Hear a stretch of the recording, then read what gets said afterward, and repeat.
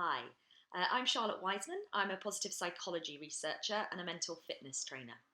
And I'm here to bring you a series of videos to help you adjust to this new period as we start to work from home and adapt to the current climate. As I said, I'm from an evidence-based scientific background, which means everything I give to you will be science-led, it will have an evidence base, and it will be really practical. So there'll always be a download with every video. Make sure you use that so that you can get the most out of the content I'm bringing to you. Also, I will continue to develop different workshops and videos, so please contact me if you've got any ideas of anything you'd like support with, and I'll try and create that for you. You can contact me at charlottewiseman.com. Today's workshop is going to be about 5 minutes, and we're just going to be talking about the importance of routine. Very important that we understand that routine is something that is fundamental when we're going through this time of change. When we have any sense of uncertainty or a change in our circumstance, what happens is we're naturally triggered into a stress response. It feels uncomfortable. That is totally normal.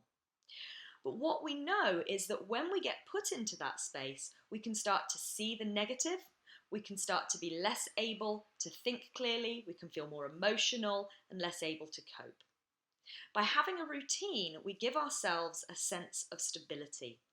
And that enables us to think clearly, to overcome problems, and to manage our emotions more effectively. So having a routine is really important, whether you're working or whether you've been put on a furlough or a job retention scheme. And the reason is that when we have a routine, it gives us a sense of purpose, motivation, and that supports our general well-being and our mood. So really important for you to think about these ideas regardless of your current working situation. On your handout, there's some spaces for you to think about the ideas I'm going to be talking about. Use that and then have a thought about what else you can think might help you in the future, and let me know. So to start with, making sure you get up at a regular time every day is really important. What it does is when we start to get up at the same time and go to bed at the same time, the body learns that and it helps our natural body clock and our rhythms. So then it will become easier to get to sleep and easier to get up in the morning. It's also important that we don't hit snooze. And the reason for that is initially when you wake up, there'll be a shot of cortisol into your system. Cortisol is often associated with stress, but it's not all about stress. Cortisol actually energizes us, so it's a very helpful chemical. And it gives us that burst of energy first thing in the morning. If you hit snooze, that cortisol starts to decline, which means when you try to get out of bed 5 minutes or 10 minutes later, you've got less of that energizing cortisol in the bloodstream, and it's going to be harder to get out of bed. So do get out of bed at a regular time and try not to hit snooze. Moving on from that, make sure you've got a morning routine of some kind. You might not be commuting, which might give you an opportunity to do something else with that time. Good examples are doing some exercise. It's a good time of day to be outside because there's less people around. Get outside, get some fresh air perhaps, or take some time to do some mindfulness, some meditation, sit down with a cup of tea and do some reading, but make sure you use that time. And then make sure you do have breakfast, get dressed, and start the day as if you were going to be starting a working day. By getting dressed, we prime the mind to know that we're getting into action, and this helps our motivation and our ability to focus. Also, it improves our sense of self-esteem.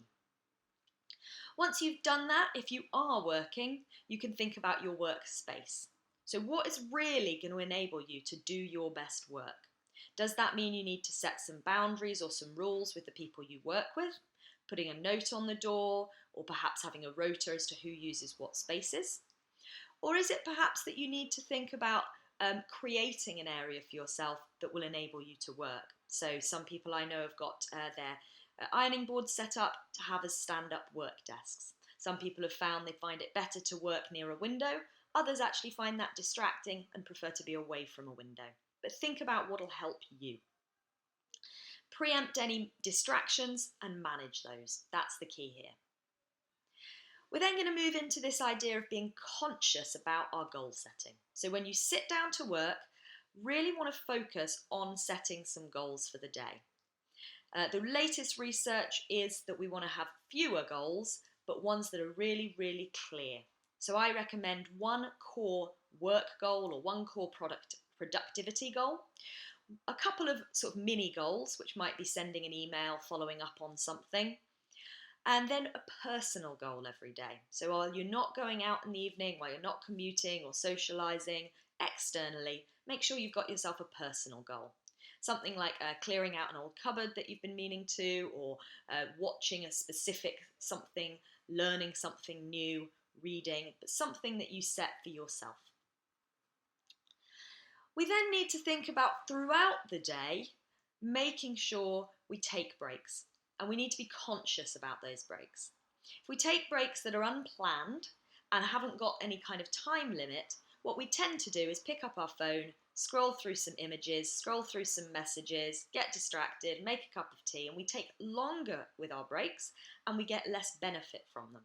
To make the most of your breaks, you want to give yourself a time space, so anything between 3 minutes and 20 minutes is great. And in that time, allocate what you're going to do. Perhaps listen to a specific song, call someone specific and have a cup of tea over a video conference, do a practice of mindfulness, do 5 minutes of exercise, but be conscious and clear about taking those breaks. We need those breaks to refill our psychological resources to focus for the rest of the day. So at least 3 short breaks a day as a minimum.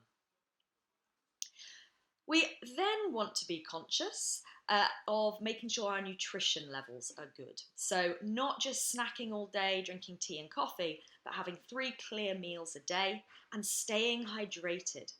The brain is largely water, and if we haven't got the water we need in our body, then the brain, the neural connections can't be effective. So you want to make sure that you're drinking lots of water.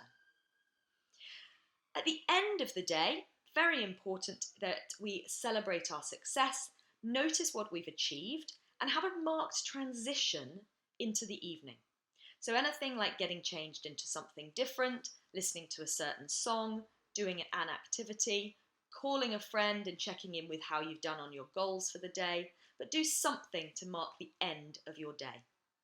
And then you can get on with your evening routine, making sure that you think about, again, connecting with others, having a personal goal, and really focusing on looking after yourself. Not too much tech time, making sure you're getting into bed at a regular time, and all of those other very, very regular pieces of advice you will have heard. I hope that's been useful. You've got the handout which talks through all of those points, and then you've got a space to think about what obstacles might arise and how you might overcome them. And that's just to help you through this goal setting process. Please do connect if I can help you any further, and I look forward to bringing you another video soon.